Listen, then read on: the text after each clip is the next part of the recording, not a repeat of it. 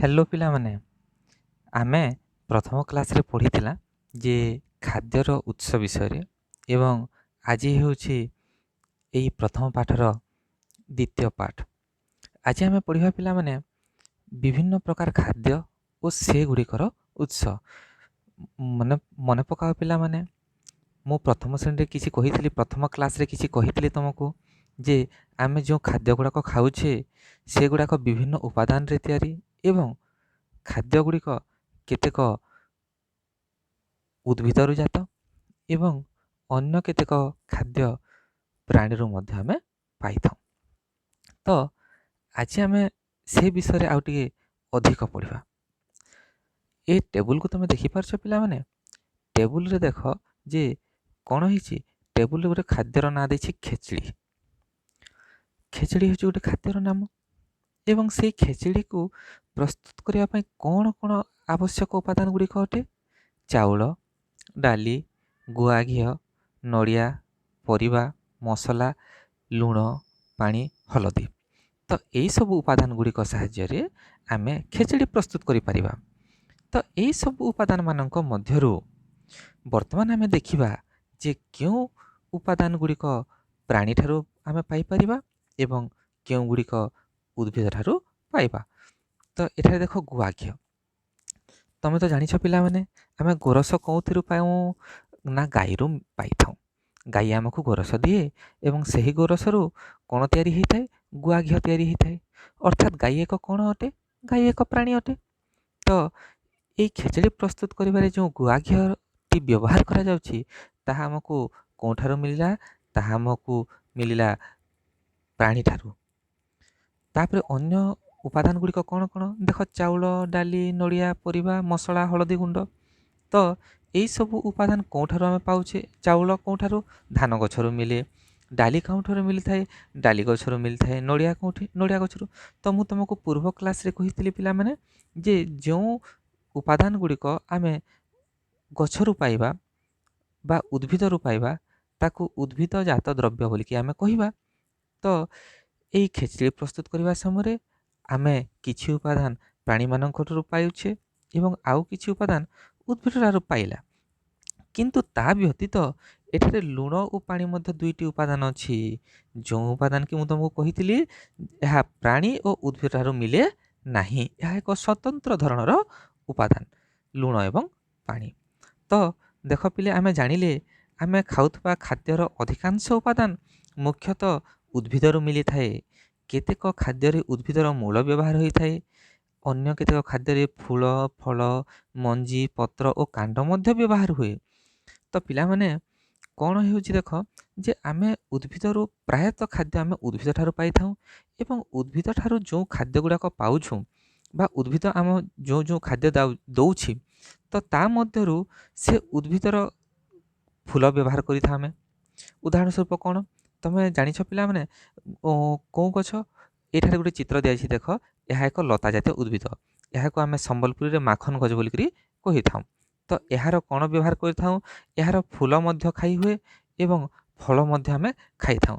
ता सहित यार पत्र मध्य शाग रूपे व्यवहार करिथाउ एवं तार कांड को मध्य आमे परिवारे व्यवहार करिथाउ। अर्थात देखिया को गले ए उद्भिद हेउछि एपरि एक उद्भिद जहार कि आमे प्रत्येक अंश ये लता जातीय उद्भिदर प्रत्येक अंश को आमे कौन करिथाउ खाद्य रूप में व्यवहार करिथाउ।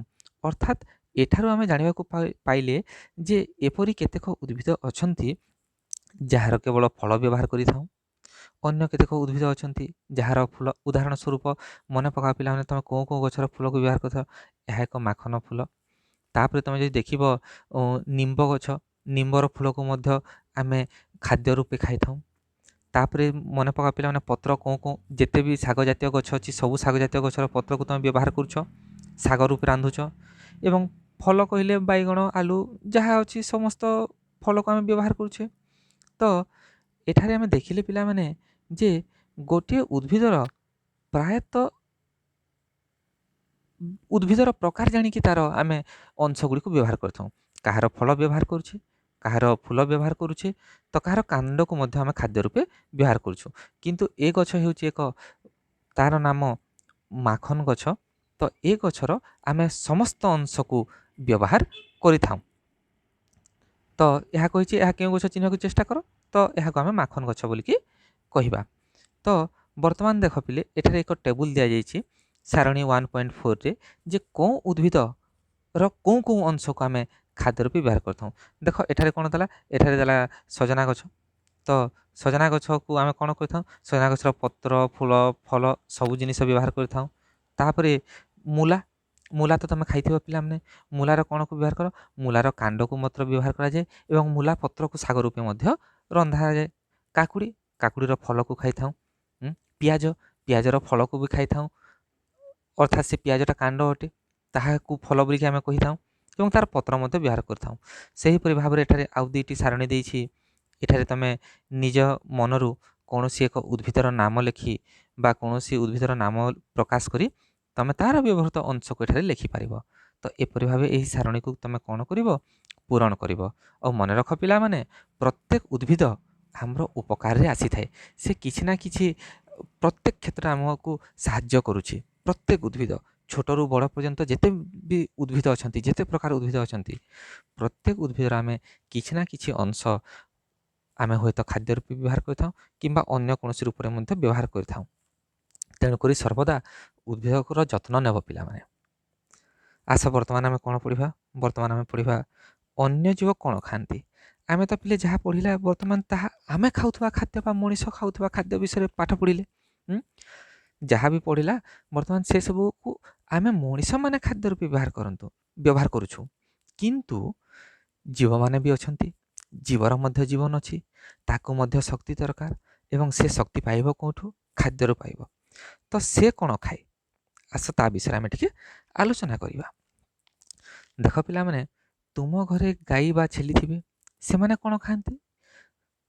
କୁକୁର, ବିଲେଇ ଓ କୁକୁଡ଼ା ନିଶ୍ଚୟ ଦେଖିଛ, ସେମାନେ କ'ଣ ଖାଆନ୍ତି? ତ ତୁମେ ଦେଖୁଥିବା ଜୀବମାନଙ୍କର ନାମ ଓ ସେମାନେ କ'ଣ ଖାଆନ୍ତି ତୁମ ଖାତାରେ ଏକ ସାରଣୀରେ ତିଆରି କର। ତ ଦେଖ ପିଲାମାନେ, ତମେ ସମସ୍ତେ ଦେଖୁଛ ଯେ ଆମେ କ'ଣ ଖାଉଛେ, ଛେଳିକୁ ଦେଖୁଛେ, ଗାଈକୁ ଦେଖୁଛେ। ଗାଈମାନେ କ'ଣ ଖାଆନ୍ତି, ଘାସ ଜାତୀୟ ପଦାର୍ଥ ବା ଘାସ ଜାତୀୟ ଖାଦ୍ୟ ସେମାନେ ଗ୍ରହଣ କରନ୍ତି।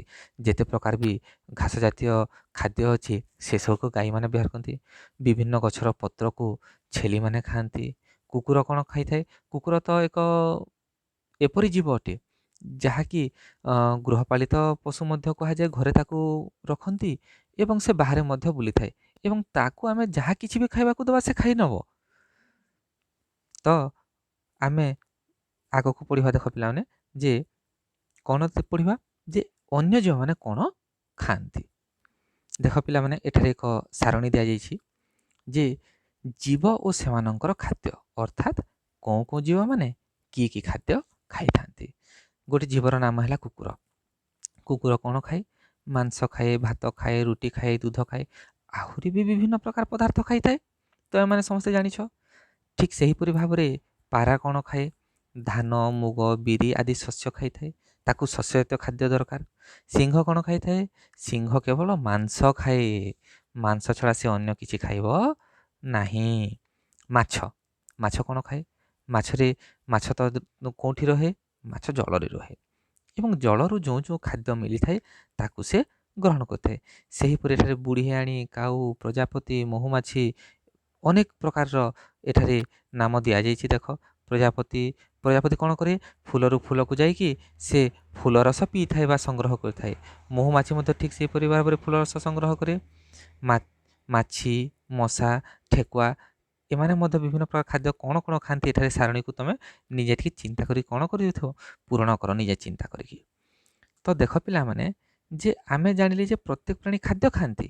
କେତେକ ଜୀବ କେବଳ ପ୍ରାଣୀଜାତ ଖାଦ୍ୟ ଖାଇଥାନ୍ତି, କେତେକ ଜୀବ କେବଳ ଉଦ୍ଭିଦ ବା ଉଦ୍ଭିଦଜାତ ପଦାର୍ଥ ଖାଆନ୍ତି ଏବଂ ଆଉ କେତେକ ଜୀବ ଅଛନ୍ତି ଉଭୟ ପ୍ରାଣୀ ଓ ଉଦ୍ଭିଦଜାତ ପଦାର୍ଥ ଖାଇଥାନ୍ତି। ତ ଦେଖ ପିଲାମାନେ, ଏଠାରେ ଆମକୁ ଟିକେ ଜାଣିବାକୁ ପଡ଼ିବ ଯେ କେତେ ଜୀବ ଅଛନ୍ତି ଯେଉଁମାନେ କି କେବଳ ପ୍ରାଣୀକୁ ଖାଆନ୍ତି ଏବଂ ପ୍ରାଣୀଜାତ ଖାଦ୍ୟ ଖାଆନ୍ତି। ଉଦାହରଣ ସ୍ୱରୂପ ଆମେ ଏଠାରେ ସିଂହ ନେବା। ସିଂହ କଥା ଟିକେ ଆଲୋଚନା କରିବା ଯେ ସିଂହ କ'ଣ କରିଥାଏ, ସିଂହ କେବଳ ପ୍ରାଣୀକୁ ଖାଏ, ସେ କେବଳ ପ୍ରାଣୀକୁ ହିଁ ଖାଇବ, ମାଂସ ଛଡ଼ା ଅନ୍ୟ କିଛି ଖାଇବ ନାହିଁ। ଏବଂ ଆଉ କେତେକ ଅଛନ୍ତି ଜୀବ ଯେଉଁମାନେ ପ୍ରାଣୀ ସହିତ ପ୍ରାଣୀଜାତ ଖାଦ୍ୟ, ଉଦାହରଣ ସ୍ୱରୂପ ତମେ କୁକୁର କଥା ନିଆଯାଉ। କୁକୁର କ'ଣ କରେ? ତାକୁ ତମେ ମାଂସ ଦେବ, ମାଂସ ବି ଖାଇବ ଏବଂ ତା ସହିତ ତମେ ଭାତ ଦେବ, ଭାତ ବି ସେ ଖାଇଥାଏ। ତ ସେ ବିଭିନ୍ନ ଗୋରସ ଦେବ, ଗୋରସ ବି ସେ ଖାଉଛି। ବିଲେଇ, ଉଦାହରଣ ସ୍ୱରୂପ ବିଲେଇ କଥା କହିବା, ତ ବିଲେଇ କ'ଣ କରିଥାଏ? ଗୋରସ ଖାଇଥାଏ। ଗୋରସ କେଉଁଠୁ ଆସେ? ଗୋରସ ଗୋଟେ ପ୍ରାଣୀ ଠାରୁ ଆସିଥାଏ। ତ କେତେକ ଜୀବ ଅଛନ୍ତି ଯେଉଁମାନେ ପ୍ରାଣୀ ବା ପ୍ରାଣୀଜାତ ଖାଇଥାନ୍ତି, ଆଉ କେତେକ ଅଛନ୍ତି କେବଳ ଉଦ୍ଭିଦ ବା ଉଦ୍ଭିଦଜାତ ଖାଆନ୍ତି। ଆଉ କେତେକ ଜୀବ ଉଭୟ ପ୍ରାଣୀ ଓ ଉଦ୍ଭିଦ ଖାଇଥାନ୍ତି। ତ ସେମାନଙ୍କୁ ସେହି ଅନୁସାରେ ବର୍ଗୀକରଣ କରାଯାଇଛି ବା ସେମାନଙ୍କୁ ଆମେ ବିଭିନ୍ନ ବିଭାଗୀକରଣ କରିପାରିବା, ସେମାନଙ୍କର ଭାଗ ଭାଗ କରିବା। କାହାକୁ ଆମେ କ'ଣ କହିବା ପିଲାମାନେ?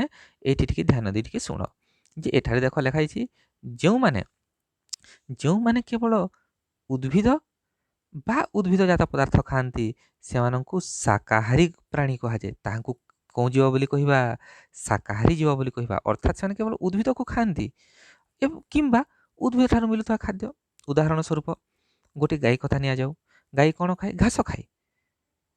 ଘାସ କ'ଣ ଅଟେ? ଗୋଟେ ଉଦ୍ଭିଦ ଅଟେ। କିମ୍ବା ସେ ଆଉ କ'ଣ ଖାଏ? ଗାଈକୁ ଯଦି ଆମେ କ'ଣ ଦେବା? ଭାତ ଦେବା, ଖାଇବ। ତ ଭାତ କେଉଁଠୁ ଆସୁଛି? ଉଦ୍ଭିଦରୁ ଜାତ ପଦାର୍ଥ ଅଟେ। ଅର୍ଥାତ୍ ଏପରି କେତେକ ଜୀବ ଅଛନ୍ତି ଯେଉଁମାନେ କେବଳ ଉଦ୍ଭିଦକୁ ଖାଆନ୍ତି ବା ଉଦ୍ଭିଦଜାତ ପଦାର୍ଥ ଖାଆନ୍ତି, ସେମାନଙ୍କୁ ଶାକାହାରୀ କୁହାଯାଏ।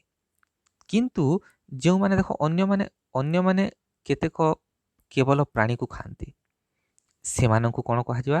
ମାଂସାଶୀ ପ୍ରାଣୀ କୁହାଯାଏ। ଉଦାହରଣ ସ୍ୱରୂପ କହିଥିଲି ବର୍ତ୍ତମାନ ସିଂହ, ବାଘ, ଏମାନେ କ'ଣ କରନ୍ତି? ଏମାନେ କେବଳ ଅନ୍ୟ ପ୍ରାଣୀଙ୍କୁ ଖାଆନ୍ତି। ଏମାନେ ପ୍ରାଣୀ ଛଡ଼ା ଅନ୍ୟ କିଛି ଖାଆନ୍ତି ନାହିଁ। ତ ତେଣୁକରି ଆମେ କି ପ୍ରାଣୀ ବୋଲି କହିବା? ମାଂସାଶୀ ପ୍ରାଣୀ ବୋଲିକରି କହିବା। ବୁଝିଲା? ତ ପ୍ରଥମେ ପଢ଼ିଲେ ଗୋଟେ ଶାକାହାରୀ, ଯିଏକି କେବଳ ଉଦ୍ଭିଦ ବା ଉଦ୍ଭିଦଜାତ ପଦାର୍ଥ ଖାଉଛି, ଏବଂ ଦ୍ୱିତୀୟ ହେଲା ଯେ ମାଂସାଶୀ ପ୍ରାଣୀ, ଯେଉଁମାନେ କେବଳ ପ୍ରାଣୀମାନଙ୍କୁ ଖାଆନ୍ତି। କିନ୍ତୁ ତା ବ୍ୟତୀତ ଯେଉଁମାନେ ଉଭୟ ଉଦ୍ଭିଦ ଓ ପ୍ରାଣୀକୁ ଖାଆନ୍ତି, ସେମାନଙ୍କୁ ସର୍ବାହାରୀ ପ୍ରାଣୀ କୁହାଯାଏ। ଅର୍ଥାତ୍ ସେମାନେ ଉଦ୍ଭିଦକୁ ବି ଖାଆନ୍ତି ଏବଂ ପ୍ରାଣୀକୁ ବି ଖାଆନ୍ତି, ବା ଉଦ୍ଭିଦଜାତ ପଦାର୍ଥ ଖାଆନ୍ତି, ପ୍ରାଣୀରୁ ଜାତ ପଦାର୍ଥ ମଧ୍ୟ ଖାଆନ୍ତି। ସେମାନଙ୍କୁ କ'ଣ କହିବା? ସର୍ବାହାରୀ ପ୍ରାଣୀ ବୋଲିକରି କହିବା। ଗୋଟେ ଉଦାହରଣ ଦେଲ ପିଲେ, ମନେ ପକାଅ, ଏବେ କହିଥିଲି କୁକୁର। କୁକୁର ହେଉଛି କି ପ୍ରକାର ପ୍ରାଣୀ? କୁକୁର ହେଉଛି ସର୍ବାହାରୀ ପ୍ରାଣୀ। ସେ ମାଂସ ବି ଖାଇଲା, ଭାତ ବି ଖାଇଲା, ରୁଟି ବି ଖାଇଲା। ଅର୍ଥାତ୍ ମାଂସ ହେଉଛି ଗୋଟିଏ କ'ଣ? ମାଂସ ହେଉଛି ଗୋଟିଏ ପ୍ରାଣୀ ଠାରୁ ଆସିଥିବା ଖାଦ୍ୟ। ଭାତ ରୁଟି କ'ଣ? ଉଦ୍ଭିଦ ଠାରୁ ଆସିଥିବା ଖାଦ୍ୟ। ତ ଏହିପରି ଭାବରେ ଇଏ କ'ଣ କରିଥାଏ? ଉଦ୍ଭିଦ ଏବଂ ପ୍ରାଣୀମାନଙ୍କୁ ଖାଇଥାଏ। ତେଣୁକରି ଏହାକୁ ସର୍ବାହାରୀ ବୋଲି କୁହାଯାଇଥାଏ। ତ ଏହିପରି ଭାବରେ ଖାଦ୍ୟର ପ୍ରକାର ଅନୁଯାୟୀ ପ୍ରାଣୀମାନଙ୍କୁ ତିନି ଭାଗରେ ଆମେ ବିଭକ୍ତ କଲେ ବା ପ୍ରାଣୀମାନଙ୍କର ବିଭାଗୀକରଣ କରାଗଲା। ଗୋଟିଏ ହେଲା ଶାକାହାରୀ, ଗୋଟିଏ ହେଲା ମାଂସାଶୀ ଏବଂ ଗୋଟିଏ ହେଲା ସର୍ବାହାରୀ। ତ ଏଠାରେ ଟେବୁଲରେ ଆମେ କିଛି ଶାକାହାରୀ ପ୍ରାଣୀମାନଙ୍କର ନାମ ଲେଖିବା। ଉଦାହରଣ ସ୍ୱରୂପ ଠେକୁଆ, ଗାଈ, ଏପରି ଅନେକ ନିଜ ମନରୁ ଟିକେ ଭାବିକି ଲେଖିବ ପିଲାମାନେ। ମାଂସାଶୀ କିଏ? ସିଂହ, ବାଘ, ଆହୁରି ଟିକେ ତୁମେ ଚିନ୍ତା କରିକି ଲେଖିବ। ଏବଂ ସର୍ବାହାରୀ କିଏ? କୁକୁର, ବିଲେଇ। ବିଲେଇକୁ ମଧ୍ୟ ଆମେ କ'ଣ କରିପାରିବା? ବିଲେଇକୁ ମଧ୍ୟ ଆମେ ସର୍ବାହାରୀ ପ୍ରାଣୀ ବୋଲି କହିପାରିବା। କାହିଁକି ନା ଦେଖ, ବିଲେଇ କ'ଣ ଖାଇଥାଏ? ମାଛ ରଖିଥିବ ଘରେ, ମାଛକୁ ଖାଇଦେବ। ଗୋରସ ରଖିଥିବ, ଗୋରସ ବି ଖାଇଦେବ। ତାକୁ ଭାତ ଦେଲେ ସେ ଭାତ ବି ଖାଇଥାଏ। ତ ତେଣୁକରି ପିଲାମାନେ ଏହିପରି ଭାବରେ ପ୍ରାଣୀମାନଙ୍କୁ ଆମେ ତିନି ଭାଗରେ ବିଭକ୍ତ କଲେ। ଗୋଟିଏ ହେଲା ଶାକାହାରୀ, ଅନ୍ୟଟି ହେଲା ମାଂସାଶୀ ଏବଂ ଆଉ ଗୋଟିଏ ହେଲା ସର୍ବାହାରୀ। ତ ପ୍ରଥମ ପାଠ ବା ଖାଦ୍ୟର ଉତ୍ସ ଏଠାରେ ସମାପ୍ତ ହେଉଛି ପିଲାମାନେ। ଯଦି କିଛି ତୁମର ଡାଉଟ୍ ଅଛି, ତାହେଲେ ଏହାକୁ ଏହି ଭିଡ଼ିଓଟିକୁ ପୁଣି ଥରେ ଦେଖ ଏବଂ ଏହାକୁ ସବସ୍କ୍ରାଇବ୍ କରିକି ତାର ବେଲ୍ ଆଇକନ୍ରେ ତୁମେ କ୍ଲିକ୍ କରିବ, ଯାହାଦ୍ୱାରା ମୁଁ ପରବର୍ତ୍ତୀ ଭିଡ଼ିଓ ଗୁଡ଼ାକ ଛାଡ଼ିବି ସେଗୁଡ଼ାକ ତୁମେ ପାଇପାରିବ। Thank you.